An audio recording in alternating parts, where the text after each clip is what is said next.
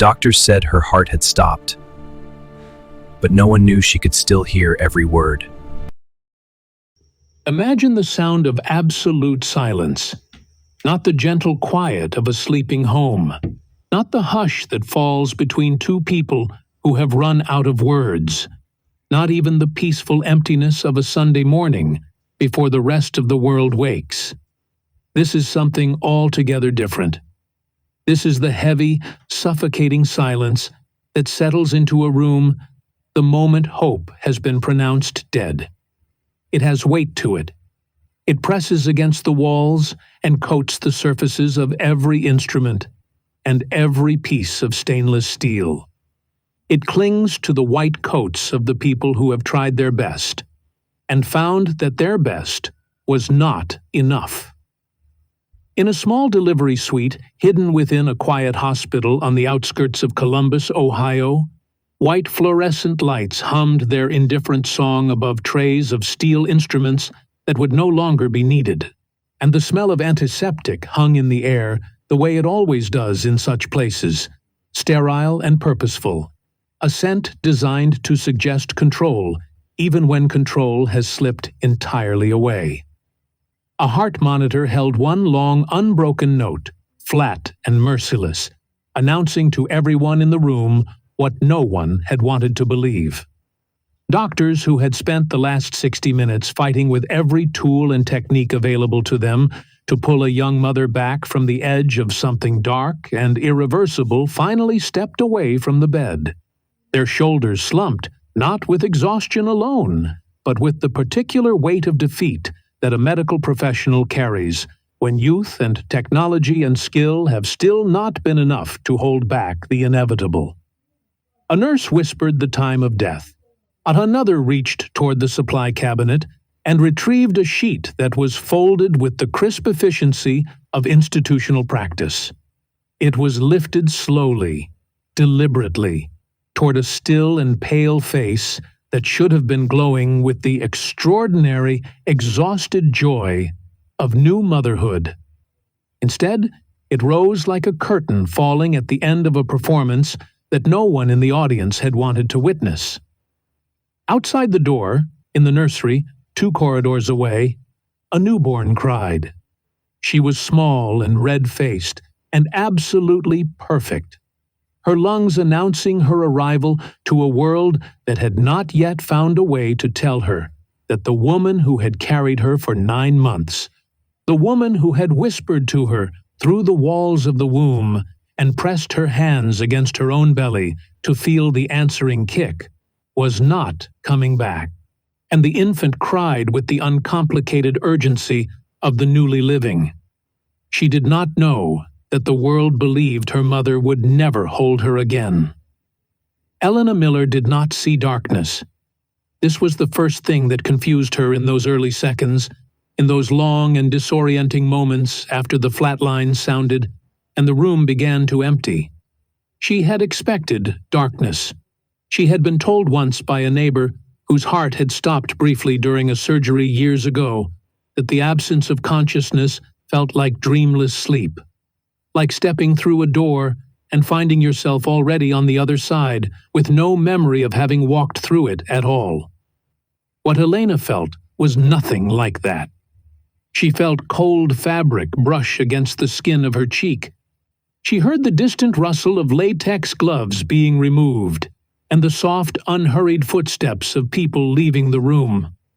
She felt the particular quality of light that exists behind closed eyelids. Not quite darkness, not quite sight. A reddish ambient awareness that told her body the overhead lights were still on. Panic rose inside her like a silent scream building in a sealed room. It had nowhere to go. It simply expanded, filling every available space, pressing outward against muscles and nerves that had stopped responding to the instructions her mind was frantically sending. She tried to move her fingers. Nothing happened. She tried to curl her toes inside the hospital socks she still wore. Nothing. She tried to open her mouth and force even the smallest sound through her throat. A moan, a groan, and the faintest exhalation that might draw someone back into the room. Her body refused to obey. Every nerve inside her burned with awareness, while the world around her assumed she was gone. She could feel the pressure of the mattress beneath her. She could feel the thin pillow supporting the back of her head. She could feel the exact moment the sheet settled over her face, its weight negligible by any physical measure, yet somehow the heaviest thing she had ever experienced. And she could hear everything. The diminishing voices in the corridor, the sound of someone crying softly in the distance, and she thought it might be her mother. The clatter of equipment being repositioned. The automatic beep and hiss of the hospital continued its business all around the room that now held only her. Then she heard footsteps return. They were slow and deliberate, not rushed like a nurse returning to check something she had forgotten, not frantic like a husband who had just been told the worst news of his life and could not stay away from the bedside. These footsteps had a different quality entirely. Measured, almost calm. They crossed the floor with the particular unhurried certainty of someone who has arrived exactly when they intended to arrive and finds the situation exactly as they expected. The air in the room shifted. She felt a presence lean close to her. The fabric over her face moved slightly with someone's exhaled breath. And then she smelled his cologne, that specific blend of cedar and something lighter that she had learned to associate with Saturday mornings, and the feeling of being held. David. Her husband did not collapse beside her bed, and he did not cry out her name the way she had seen grief portrayed in films and television, that raw and uncontrolled sound that tears itself from a person before they have had time to prepare it. He did not press his face against her hand, or gather the sheet in his fists, or beg the empty room for one more minute. Instead, his breath brushed against the fabric near her ear, and he whispered. He spoke quietly, with the deliberate restraint of a man who has thought carefully about what he plans to say, and is satisfied with the words he has chosen. He spoke with a confidence that made her feel cold in a way that had nothing to do with the temperature of the room. He spoke about relief. He spoke about how everything would be taken care of now. And he described a future with the casual familiarity of someone who had already been living there in his imagination for some time. A future measured in beach houses and financial freedom and the kind of unburdened mornings that only become available when the weight of a particular responsibility has been permanently lifted. He spoke about someone else, not by name, not quite, but with a warmth and an intimacy that required no name at all. Elena lay frozen, trapped inside a body that the world had declared lifeless, and she understood with perfect, terrible clarity that the man she had married, the man who had held her hand during the first ultrasound and kissed her temple at every dinner party and told her that everything was going to be fine during the long, uncertain middle months of her pregnancy, unbelieved with complete confidence that she could no longer hear him. That belief became his greatest mistake. While the machines recorded silence and the hospital recorded the conclusion of a tragic obstetric complication, Elena's mind was recording something else entirely. Every word, every pause, every soft syllable of a future she was not supposed to survive to hear described. Her mind, denied every other function, sharpened to a single extraordinary point of purpose. She became, in that helpless stillness, the most attentive listener she had ever been in her life. And somewhere beneath the stillness, beneath the panic and the cold and the weight of the sheet over her face, something else was forming. Not grief, not fear. Something harder than both of those. Something that required patience and silence and time. Three things she suddenly had in unlimited supply. A plan. To understand how a husband could stand beside the covered body of his wife and whisper betrayal with such composed certainty, the story must travel backward. It must return to a time when the future felt uncomplicated and full of the kind of promise that belongs specifically to the young and the hopeful and the not yet disappointed. 15 years before that hospital room existed in Elena's life, she and Sarah Jenkins had been the kind of close that people sometimes managed during the concentrated high-pressure years of university, when proximity and shared exhaustion and the common project of surviving exams and deadlines can build a bond that feels unbreakable because it has been stress-tested in ways that ordinary adult friendships rarely are. They had met during orientation week in the dormitory corridor, two women who had both arrived early with too many boxes and not enough help carrying them, and something about that small shared inconvenience had made them laugh and then talk, and then continue talking through the following 4 years, with a persistence that surprised them both. Elena admired Sarah's fearlessness. She watched the way Sarah walked into rooms as though she owned them, and spoke in seminars as though her ideas deserved to be heard, a quality Elena herself lacked in those years, despite her considerable intelligence and discipline. Sarah, for her part, admired Elena's steadiness, her ability to sit with a difficult problem until it yielded, her capacity for the kind of long, quiet work that produces results without requiring an audience. And they balanced each other in ways that felt deliberate and organic at the same time. They promised each other, more than once and with genuine feeling, that success would never change who they were to each other. After graduation, their paths diverged in the way that most paths do, through the individual gravity of opportunity and circumstance, rather than any deliberate choice to grow apart. Elena rose quickly in the world of marketing, first at a mid-sized agency, and then, after she correctly identified a shift in consumer behavior that her employers had not yet noticed, as a consultant whose name began to circulate among people who paid attention to such things. She was not flashy about it. She worked long hours and built the kind of professional reputation that relies on consistent results rather than cultivated visibility. Some money accumulated quietly, and then less quietly. Sarah's trajectory bent in the opposite direction.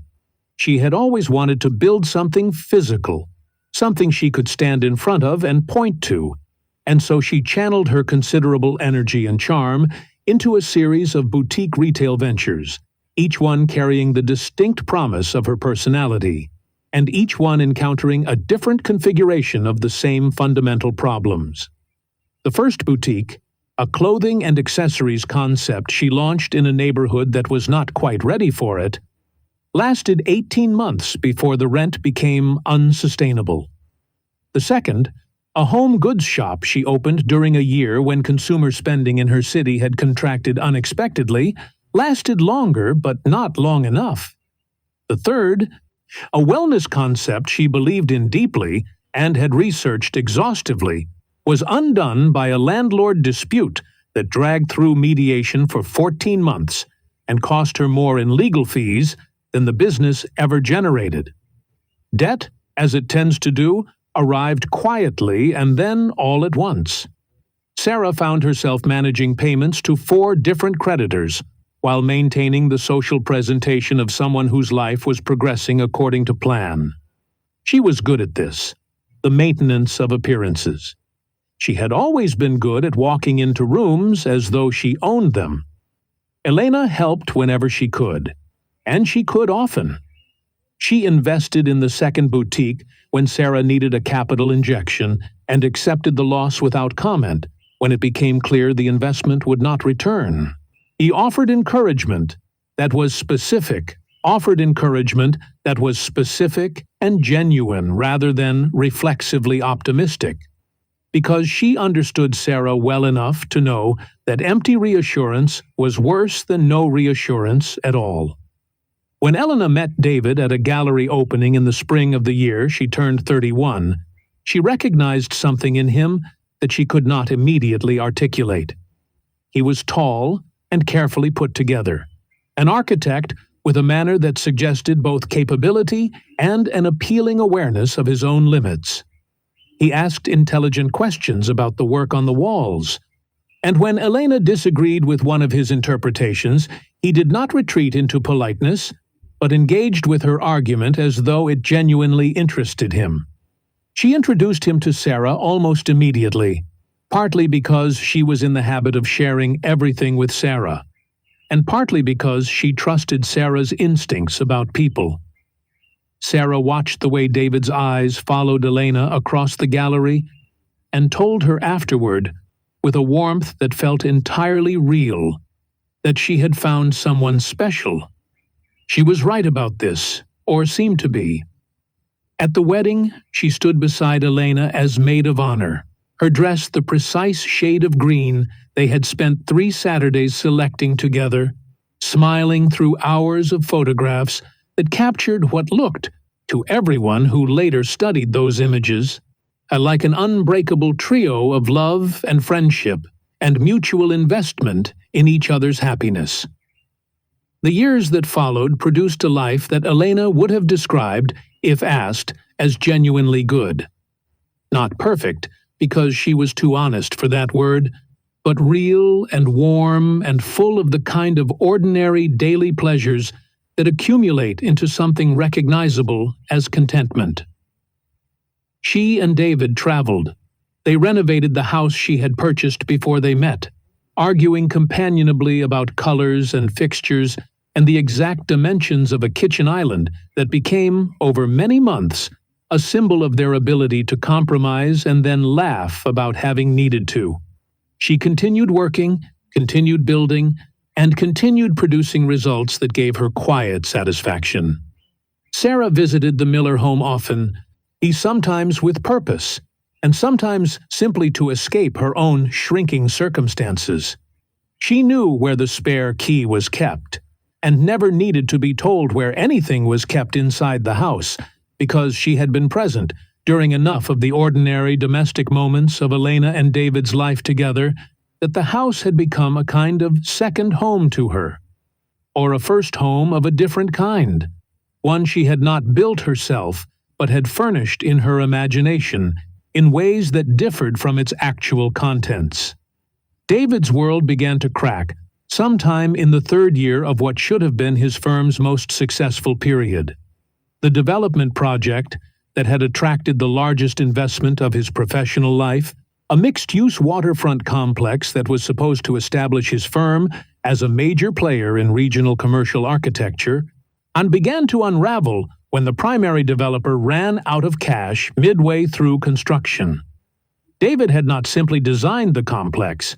He had, through a series of decisions that each seemed defensible individually and were collectively catastrophic, become financially entangled in its financing. When investigators began looking into the developer's accounts, David's firm's name appeared in enough of the paperwork to attract the kind of attention that required lawyers. He managed the appearance of control the way he managed most things, with precision and patient attention to what other people needed to believe. Elena noticed that he seemed distracted at dinner and attributed it to the natural anxieties of a difficult project. So she noticed that he had begun arriving home later than usual and attributed it to the demands of managing the situation. She was preparing for a pregnancy that had arrived after 2 years of careful trying and several months of genuine worry, and her attention, like her energy, had organized itself around that central fact. One evening in October, when the development crisis had been active for 4 months, and David had found no solution that did not require him to confess to Elena the full scale of what had happened, Sarah arrived at his office under the pretense of discussing a potential design collaboration she had read about in a trade publication. They shared a bottle of wine while talking about how difficult things had become, or had found in each other's company a kind of permission to speak honestly that neither of them was able to find anywhere else. Sarah spoke about the particular shame of visible failure, about what it cost to pretend in social situations, that the arc of her life was still bending upward. David confessed, for the first time to anyone, that his firm might collapse within months. He described the number attached to the potential liability in a voice that was almost calm, the calm of someone who has been living with a number so large and so frightening that the act of speaking it aloud has lost the power to shock him. They sat in the silence that followed that number for a long time. Sarah said something about Elena's life, not cruelly at first, more like an observation. See the way certain plants grow toward light, while others are left in the shade by no particular intention on anyone's part, just the logic of where the windows happen to be. David said something in response that was also not quite cruel, more like an agreement. A comparison drawn between what they had each built and what Elena had built, and an acknowledgement that the comparison was not comfortable. The first secret meeting happened 6 weeks later in a motel 30 miles outside Columbus that neither of them had any professional reason to visit. It did not feel romantic, David would later reflect, in the months before his arrest, when he still had the capacity to reflect honestly on how things had progressed from one stage to the next. It felt necessary. Spoke about escaping debt, and beginning spoke about escaping debt, and beginning again somewhere that did not hold the accumulated evidence of everything they had tried and failed to build.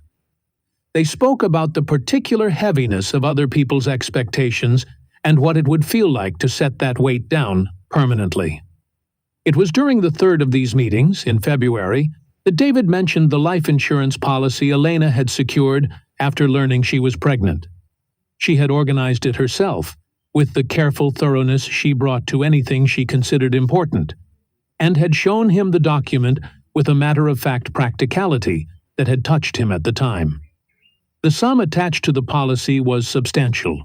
So in the context of the debt David was carrying and the failures Sarah was managing, it was a number that reorganized a conversation. It lingered in the motel room long after the conversation moved elsewhere.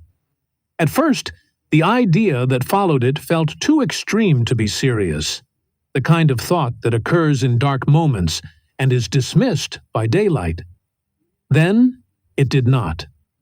As Elena's pregnancy entered its final trimester, she noticed changes she could not quite account for. A fatigue that went deeper than the fatigue pregnancy was supposed to produce. Dizziness in the mornings that her obstetrician attributed to iron levels and recommended supplements for. A persistent sense that her body was working harder than it should have been to complete ordinary tasks. Oh, she mentioned these symptoms at her appointments, and was reassured each time that the third trimester could be demanding, that her blood work was acceptable, that she should drink more water and rest when she could. David had begun preparing her morning smoothies. He had done this during the first trimester as a gesture of care, buying organic produce and researching nutritional combinations that were supposed to support fetal development, and she had been moved by it. He continued through the second trimester and into the third, and it had become part of the unremarkable ritual of their mornings together. He kissed her forehead as she drank them. He watched her finish the glass with an expression she had interpreted as tenderness. Sarah visited during this period with increasing frequency, through bringing herbal teas she described as good for the third trimester, and offering to help around the house in ways that freed Elena to rest. Elena felt grateful for the support and said so. She did not find it strange that her closest friend and her husband had apparently developed a warm and supportive response to her pregnancy. She found exactly what she would have expected from the two people she trusted most. The day she collapsed during labor arrived at the end of a long night. Her contractions had begun late the previous evening and progressed with a speed that her midwife initially called encouraging. By morning, the speed had become alarming, and the nature of Elena's distress had changed from the expected intensity of active labor to something the attending physician, when she arrived, recognized immediately as a systemic crisis. But the machines tracking Elena's vital signs began expressing their alarm in a language of sustained and escalating urgency.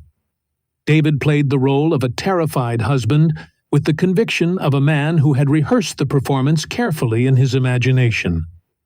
He held Elena's hand in the early stages and stood back when the room filled with medical professionals who had no space for witnesses.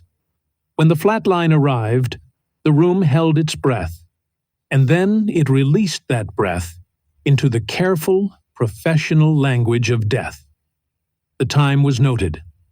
The attending physician's expression, drawn and exhausted, communicated without words the weight of what had just occurred. David stood near the window. Later, obligation of conducting a body became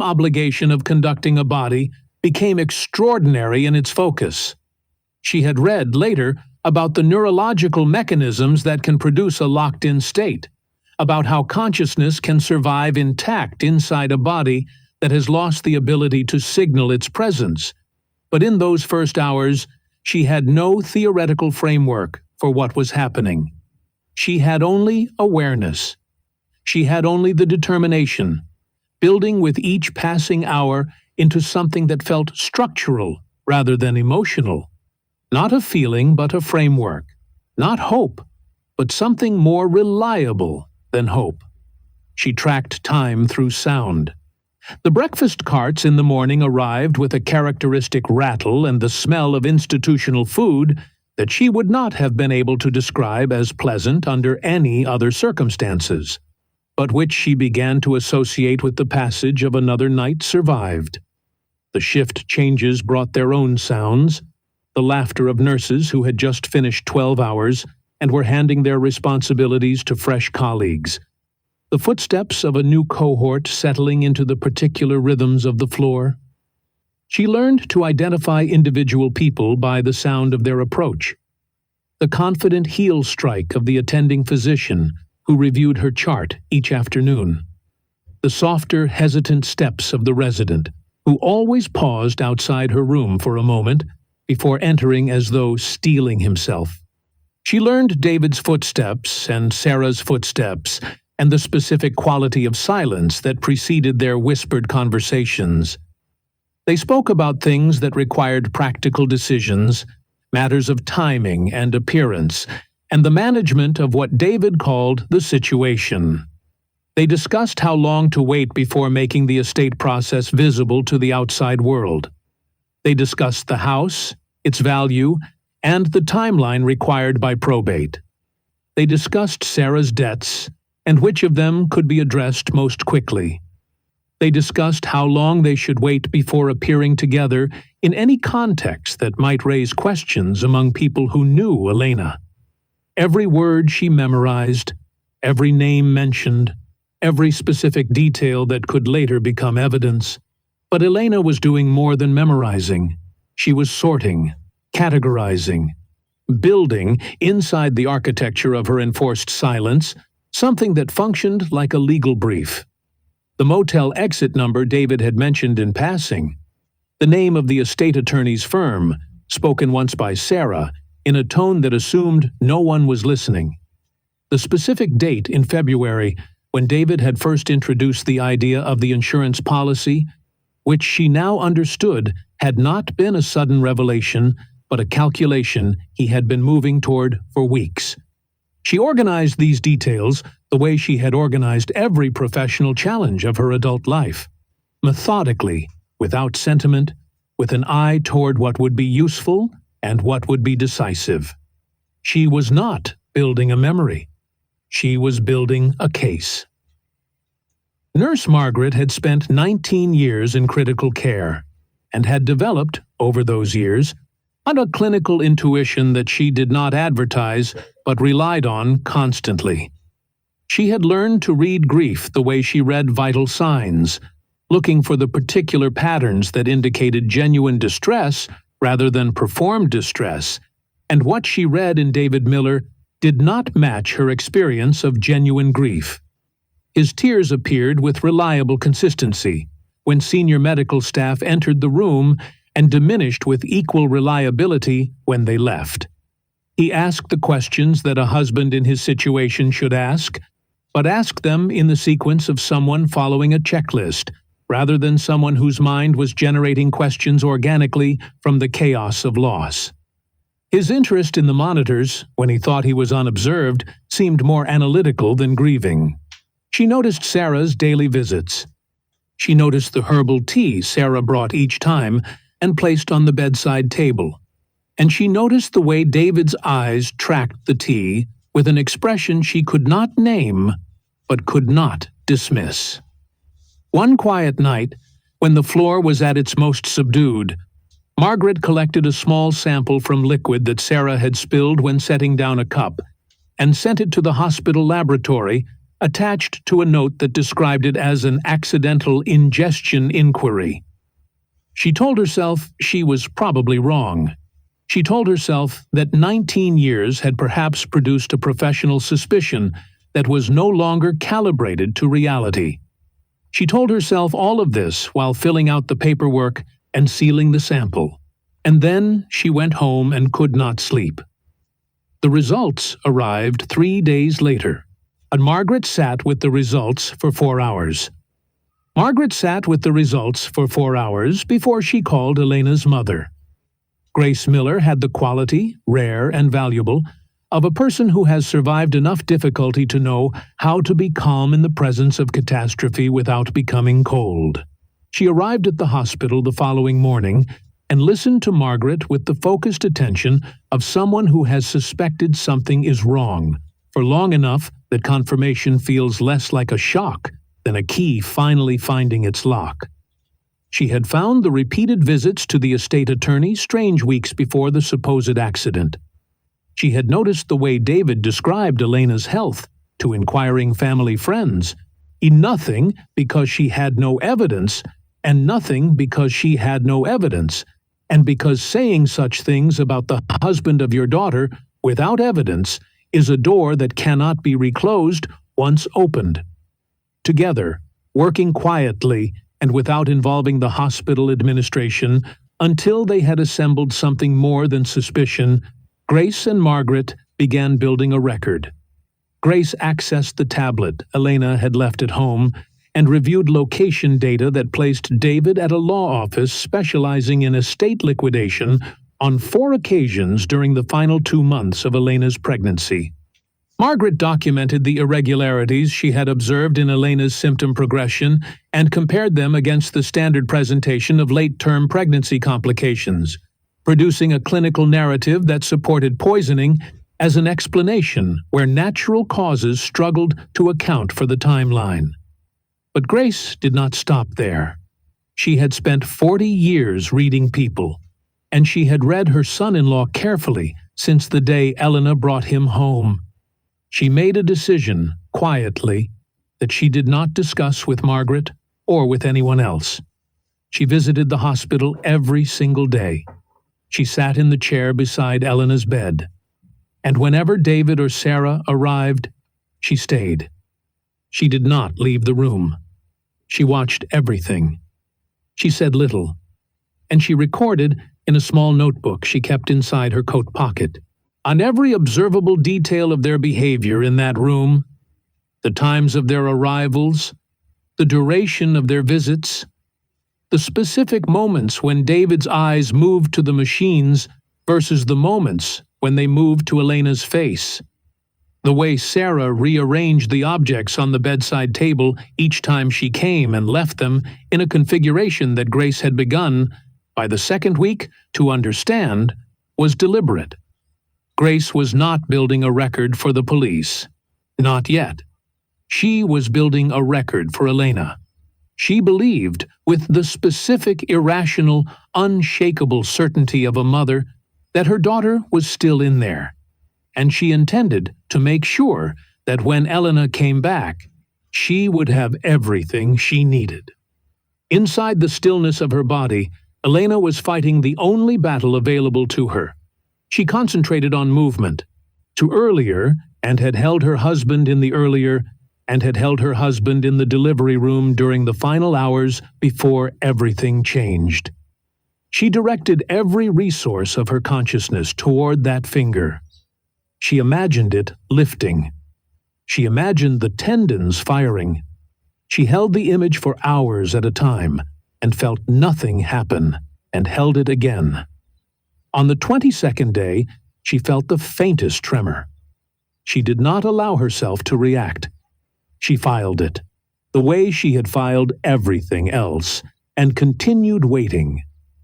There was a particular kind of discipline in this, a discipline she had spent her professional life developing without ever imagining she would need it for this purpose. But by the 26th day, the tremor had. By the 26th day, the tremor had become something more. Not a visible movement, not yet, but a reliable response. A connection re-established between the instruction and the muscle, fragile and inconsistent, but present. She practiced in the small hours of the morning, when the floor was quiet and no one was watching. She practiced with the focused, economical effort of someone who understands that waste is not an option. She was also listening more carefully than ever. Because something had changed in the conversations between David and Sarah, a new urgency had entered their voices in the final days of the third week. The timeline had been established. A date had been established. A date had been set. Elena heard the date spoken in the specific, relieved tone of a man who has been waiting a long time for something to be scheduled, and is grateful, finally, that the waiting is almost over. The date was day 29. Elena lay still and thought about that date with the complete cold clarity of a woman who has had 26 days to prepare for it and intends to use the remaining 3. What Elena understood, from inside her silence, was something that neither David nor Sarah had considered. That a woman who has been given 29 days to do nothing but think will have thought of everything. She had not spent those days simply memorizing conversations. She had spent them planning her response with the same systematic precision she brought to the complex consulting work that had built her career. She had identified every piece of information David and Sarah had inadvertently given her. She had organized it into a sequence. She had thought through what each piece would mean in a legal context. What would corroborate what, which specific details would be impossible for David to explain away, and which would require the lab results and the location data and her mother's notebook to make decisions.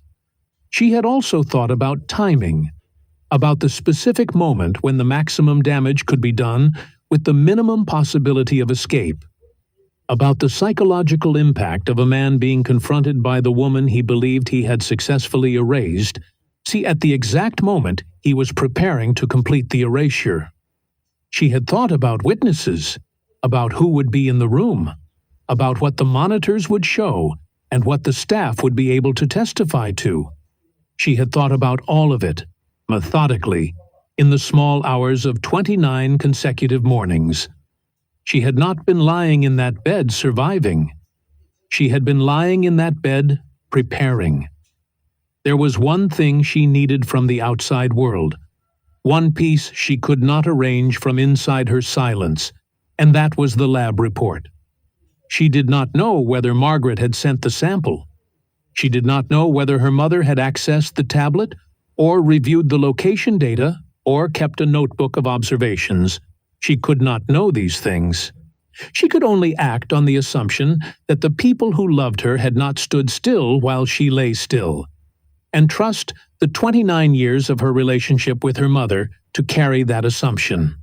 On day 28, Grace arrived at her usual hour and sat in the chair beside the bed. David was not present.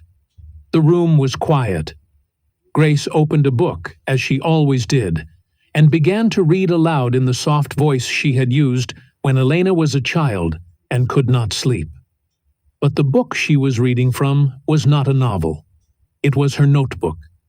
She read, quietly and steadily, the dates and times and specific observations she had recorded over 4 weeks.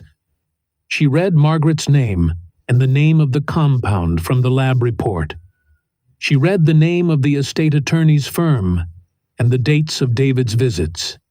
She read all of it, as though reading a bedtime story, as though she were not certain her daughter could hear her, but was choosing to believe it anyway. Elena heard every word, and for the first time in 28 days, she felt something that was not discipline or strategy, or cold, determined patience. She felt the particular, complicated grief of being loved well by someone who has never stopped believing in you, even when the world has written a different ending. She allowed herself one moment of that grief. Then she filled it with everything else and went back to work. On the 29th day, under a sky that had settled into the flat gray particular to Ohio in early spring, David stood beside her bed, holding a document he had had prepared by a specialist in advance directives who had not been given complete information about the circumstances under which he would be asked to process it. The room held the quiet efficiency of a medical procedure. Staff moved in their practiced patterns. Grace stood near the window, her coat still on, her hand resting on the outside of her pocket where the notebook was. Margaret remained close to the monitoring equipment, her eyes moving between the machines and the faces in the room with the measured attention of a woman who has been watching something specific for 3 weeks and believes today may be the day she sees it. Sarah stood near the door. She had dressed with more care than usual. She wore the expression of a woman performing appropriate sadness with the slightly over-calibrated precision of someone who has practiced it. David approached the bed. His confidence was absolute. He had planned for every contingency he could imagine. He had not imagined this one. He leaned close, one final time, and whispered that everything would be taken care of now, that she could rest, that it was over. He had given Elena exactly the words she had been waiting for. What happened next would be described in various ways by the various people who witnessed it. Margaret said later that she had noticed a change in one of the secondary monitoring readings, perhaps 30 seconds before anything visible occurred, a fluctuation so small that she would not normally have registered it as significant, but that she had been watching for small things for a long time and had learned not to dismiss them. Grace said that she had been watching Elena's face and thought she saw something move beneath the sheet before the sheet itself moved, and that she had taken one step away from the window before any of the machines confirmed what she already knew. Elena's hand moved. The fingers closed around David's wrist with a grip that was weak by any objective measure, but communicated something that had nothing to do with physical strength. Her eyes opened. They were clear. They were focused. They found his face with the precision of someone who has been looking for exactly this moment for 29 days and is not surprised to have arrived here at last. She did not say she had heard everything.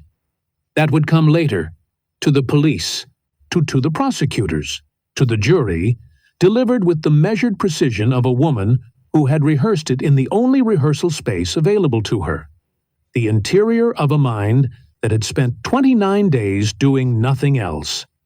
What she said first was his name, quietly, with the specific quality of address that requires no additional words to communicate its full meaning. The quality of a woman who knows exactly what you did and is no longer pretending otherwise. David's face moved through several expressions in rapid succession. Not one of them was the expression of a man who had successfully closed a chapter. The document he had been holding slipped from his fingers and struck the floor. Sarah made a sound near the door. Margaret was already reaching for the call button and reaching for her phone simultaneously. Oh, at all, because there was nothing that at all. Because there was nothing that needed saying between two people who had been holding the same vigil from opposite sides of the same silence. The room filled with people within 90 seconds, and David Miller, who had arrived that morning to conclude a plan 3 months in the making, found himself unable to leave. The investigation that followed unfolded with a comprehensiveness that the lead prosecutor later described, in an interview, as unlike anything she had encountered in 22 years of practice. This was not because the evidence was unusually abundant, though it was. See, it was because the primary witness had spent 29 days doing nothing but organize it. Elena, sitting up in a hospital bed 3 days after she opened her eyes, with an IV in her arm and her mother's hand in hers and a recorder on the table beside her, spoke for 4 hours without notes. She described the hidden drawer in David's home office where the sedative compound had been stored, the specific location within the drawer, and the approximate quantity she had heard him describe to Sarah during their 8th conversation at her bedside.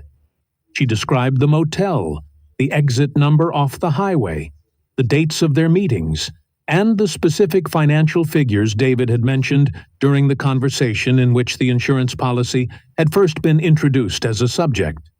She described the name of the estate attorney's firm, the dates of the 4 visits, and the specific provisions of the estate plan that David had outlined to Sarah in the voice of a man who had already decided the plan was operational. She described the compound's name, which David had spoken once, quietly, during a conversation he believed she could not hear, while describing the mechanism of its effect with the precise analytical confidence of a man who had researched it thoroughly. She described the online forum where he had first encountered it, the username he had used, and the specific thread in which the synthesis method had been discussed, all of which she had heard him reference during a conversation with Sarah in the 3rd week. She knew these details not because she was extraordinary, but because she had had nothing else to do for 29 days except remember them. And she had understood from the moment David whispered into her ear on the first day that remembering them was the only weapon she had. Police searches of the Miller home and David's office, conducted the morning after Elena's statement, recovered the financial documents, the communication records, and the purchase history for the compound, ordered under a name that was one transposition removed from David's real name. A mistake of the kind that careful people make when they believe the evidence will be buried with the person who could testify against it. The specific drawer Elena had described contained a small amber glass vial and a digital scale with residue that matched the compound in Margaret's laboratory sample. Sarah's attempt to present herself as a passive participant collapsed within the first week of the investigation. The communication records showed her as an active architect of multiple elements of the scheme, including the specific timing recommendations she had made regarding dosage during Elena's 3rd trimester and the management of Elena's increasing social isolation, which had been deliberate rather than circumstantial. When investigators presented Sarah with Elena's precise recollection of 7 specific conversations she had conducted in what she believed was an empty room, she stopped speaking to them without her attorney present and did not speak again until the trial. Recovery was long. Elena's physical therapy began in the hospital and continued for 11 months after her discharge. She relearned how to walk with the deliberate patience of someone who understands that there are no shortcuts worth taking. She relearned speech, the practicing sentences alone in her kitchen during the early mornings while her daughter slept, rebuilding the muscles and pathways that weeks of enforced silence had weakened. Her daughter grew with the uncomplicated determination of children who do not yet know enough about the world to be afraid of it. Elena watched her and felt, alongside everything else, a specific and uncomplicated gratitude for the fact that she was still present to do the watching. The courtroom was full on the first day of the trial and remained full through the weeks that followed. When Elena took the stand, on the 9th day of testimony, the room fell into the kind of quiet that does not require anyone to ask for it. She described what she had heard when the sheet covered her face.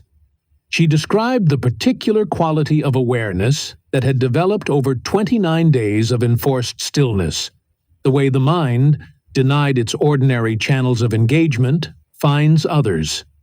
She described each of David's visits and each of Sarah's, and the specific contents of the conversations she had committed to memory, with the focused intention of a woman who understood that memory was the only courtroom she had access to at the time, and who had used it accordingly. Her voice did not shake.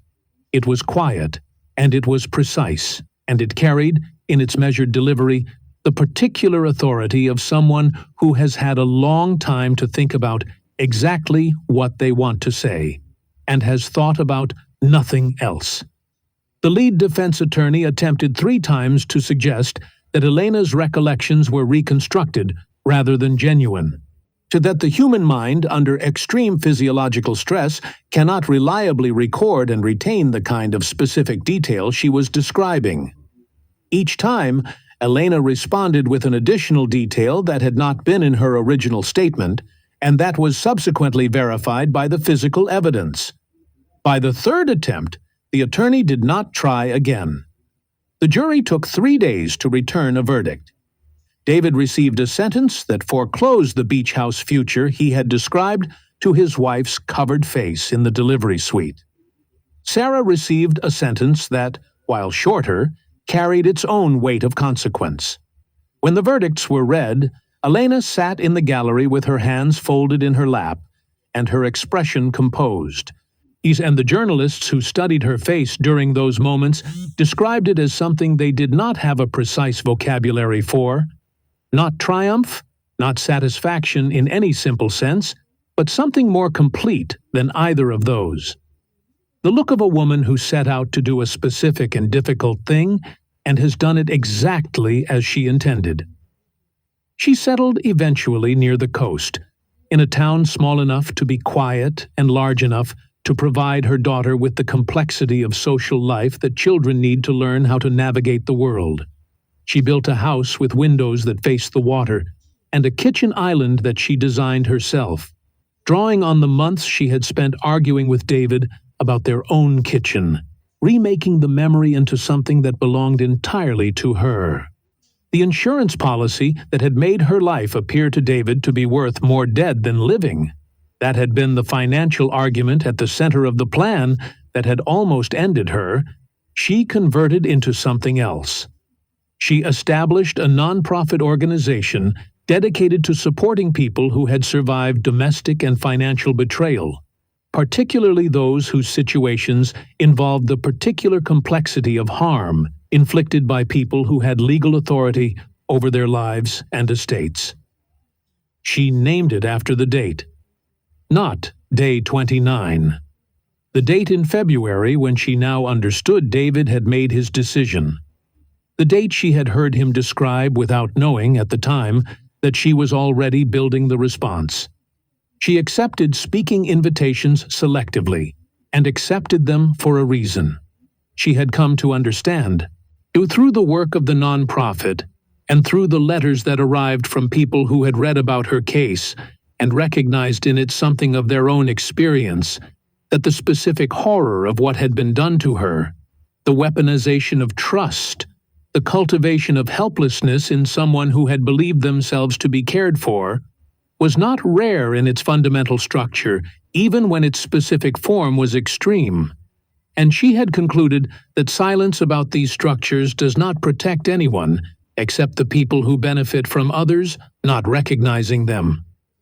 So she spoke, carefully and specifically, and with the precision that had always been her greatest professional strength. She described what she had observed and what she had survived, and what she had done with it. She was not theatrical about it, and she was not interested in performance. She was interested in clarity, in the transmission of specific and actionable understanding, and the audiences who came to hear her speak left, she believed, with something they had not brought with them. The journalists who covered the trial had described Elena's awakening as a miracle. She understood why they used that word. She also knew it was not the right one. A miracle is something that happens to you. What Elena had done was not something that had happened to her.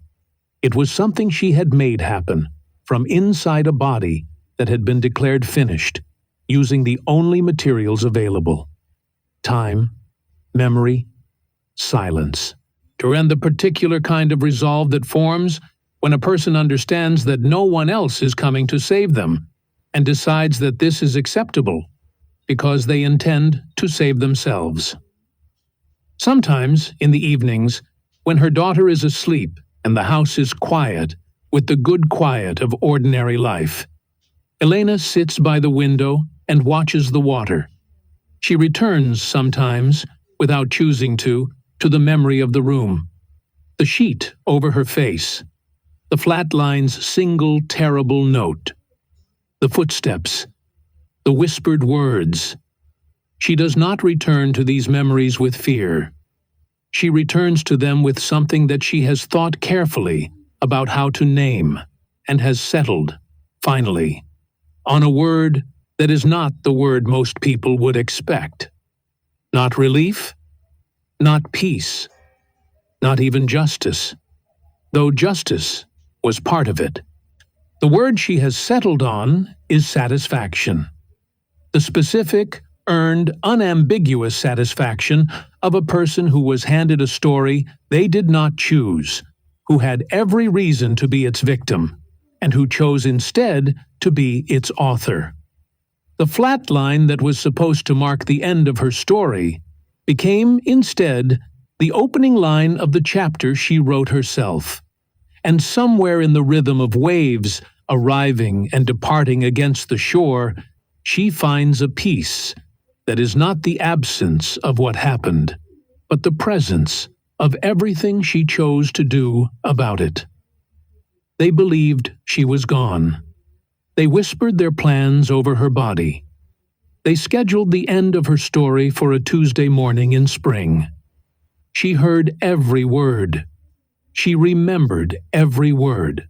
Now, and when the moment came, the exact moment she had chosen and prepared for across 29 days of absolute silence, she used every word to take them apart. That is not a miracle. That is revenge. And it was everything she had promised herself it would be.